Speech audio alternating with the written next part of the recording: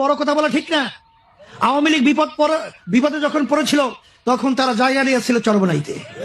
BNP যখন বিপদে পড়েছিল জায়গা নিয়েছিল চরমনাইতে।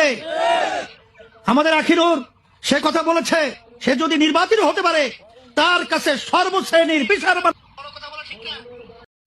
আপনি মুখের এক্সপ্রেশনটা এমনভাবে উপস্থাপন করতেছেন যে মনে হয় যেন পিসা হুজুর কোনো ভুল কথা বলে ফেললেন এবং পিসা হুজুর একদম হারাম কোনো কাজ করে ফেললেন। মুখের এক্সপ্রেশনটা আপনি এমনভাবে উপস্থাপন করতেছেন। এই জন্য আমি মাঝে মাঝে বলি ভাই, রাজনীতি করতে হলে রাজনীতি শিখতে হয়। আপনি জামাতের সাথে সম্পর্ক রাখেন কীভাবে, এটাও আমার মাঝে মাঝে প্রশ্ন ওঠে। আপনি এই চরমনায় আছে বিদায় রাজনীতি অঙ্গনের রাজনীতির সৌন্দর্যটা মানুষ এখন উপভোগ করতে পারতেছে। এটা বাস্তব কথা বলছে হুজুরে, যে চরমনায়ের কাছে সবাই নিরাপদ, অর্থাৎ ইসলামের কাছে সব পক্ষে নিরাপদ। হুজুরে ওই বিষয়টা বুঝাতে চাইতেছে। মুখের এক্সপ্রেশনটা একবার এদিকে একবার ওইদিকে, বুঝাতে কি বুঝেন, আমরা বুঝি না আপনাদের এগুলা। আরে ইসলামী আন্দোলন বাংলাদেশ আছে বিদায় এই রাজনীতির সৌন্দর্যটা এখনো টিকে আছে, নতুবা বাংলাদেশের এখন রাজনীতিবিদদের মধ্যে দা কোনো সম্পর্ক চলে। মাঝে মাঝে এইরকম অনেক অকপটে অনেক সত্য কথা বলতে মন চায়, কিন্তু বলতে পারি না পরিবেশের কারণে।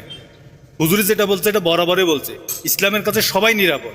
এখন বিরোধী দলের পর একজন আরেকজনের বিপক্ষে বক্তৃতা দিচ্ছে, কিন্তু আবার ঠিকই লাঞ্চের সময় নামাজের সময় আমরা দেখতেছি না এক পক্ষ আর এক পক্ষের সাথে সুন্দরভাবে কথা বলতেছে। তাহলে রাজনীতি বুঝেন আগে। এই জন্য মাঝে মাঝে বললে আগে রাজনীতি বুঝেন, রাজনীতি শিখেন, এরপরে রাজনীতি নিয়ে কথা বলিয়েন, রাজনীতি নিয়ে ভিডিও বানাইয়েন।